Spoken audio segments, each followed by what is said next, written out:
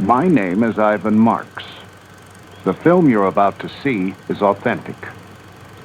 It records the last 10 years, which has changed my life. I stumbled on something that I could not believe at first, but soon realized it had significance on me and everyone around me, which could not be ignored or underestimated. The Eskimos call the subject of my story Bushman. The Colville Indians of upstate Washington call him Sasquatch. The Hoopas of Northern California call him Oma. But right now, let's just call him Bigfoot.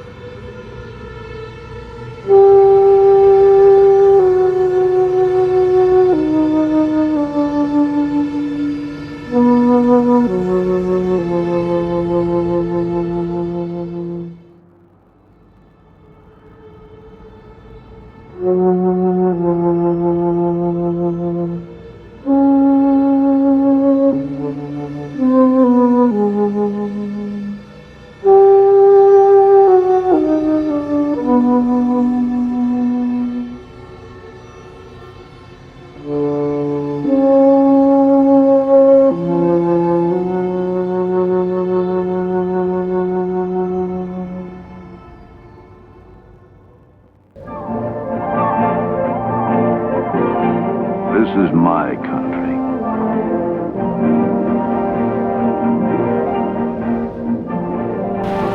I've spent all my life in areas like this, as close to the animals as a man can get.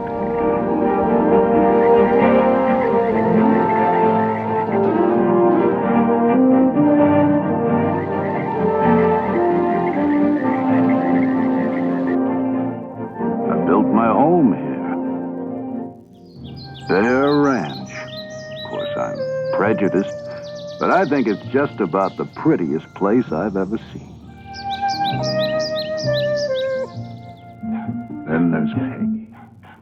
She's a rare woman. She's the only woman I know who'd put up with the animals I used to bring home, like those coyote pups, and raise them just like they were her own.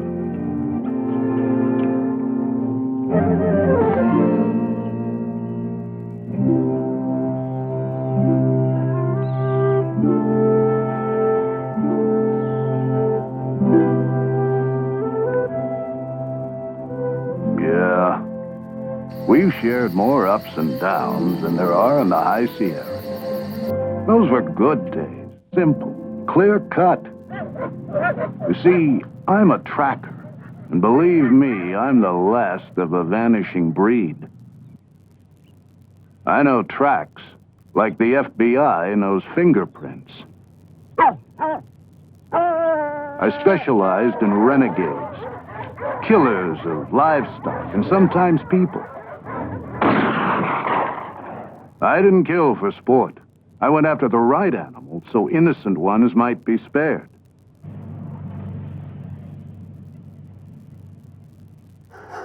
I learned trapping from my dad's shoulders back in Illinois.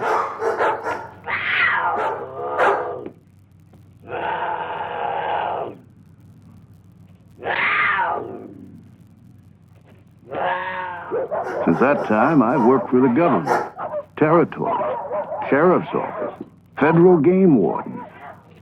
When they had a renegade, they knew who to call.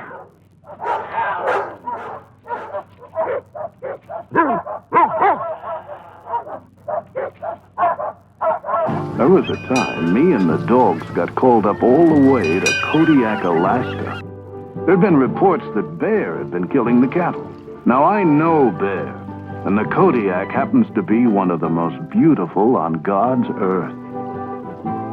Takes a lot of grub to feed him. 9 feet tall, up to a ton in weight. No need for him to be killing cattle, though. He's as fine a fisherman as you'll ever see.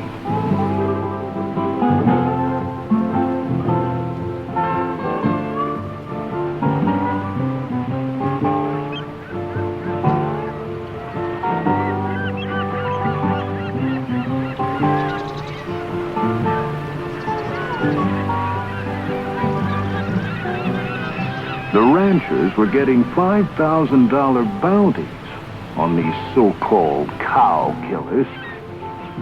So I moved in to set things straight.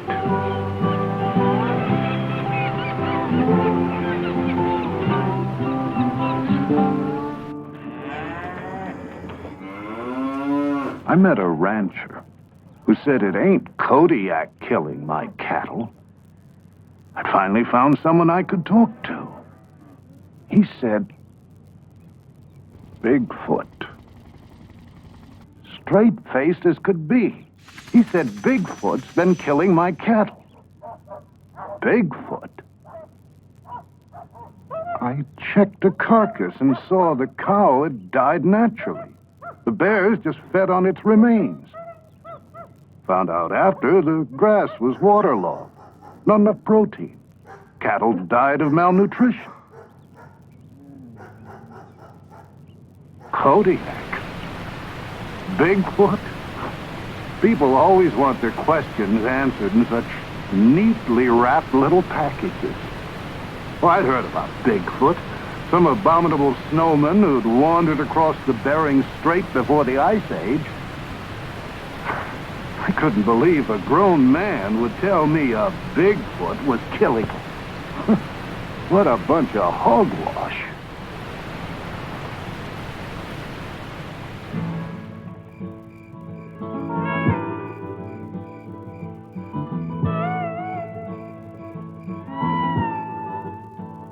I didn't mind at all putting distance between me and those crazies in Alaska. And it felt good to be with some sensible folks like Peggy's brother. And Arizona University wanted us to track down a javelina hog for research. It's a small critter, but vicious.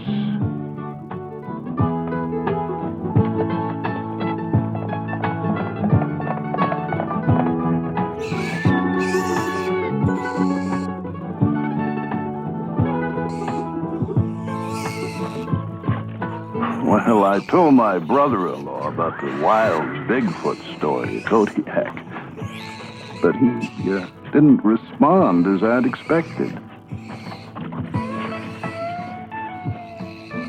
He said, "Don't be so quick to make judgments. There's something I want you to see."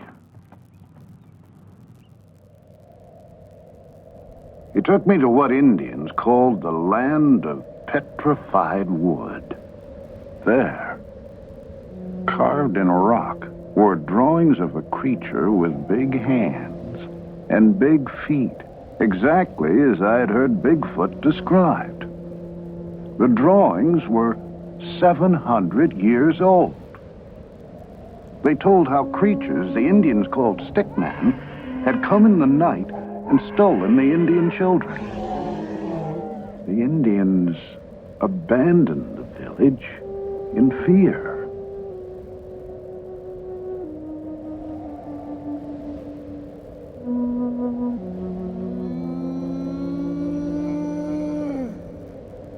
First the ranchers, now my brother-in-law. My head was reeling with Bigfoot.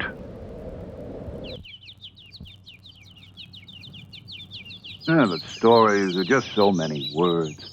So I soon forgot about him, till I was up tracking a mountain lion. And I found these tracks.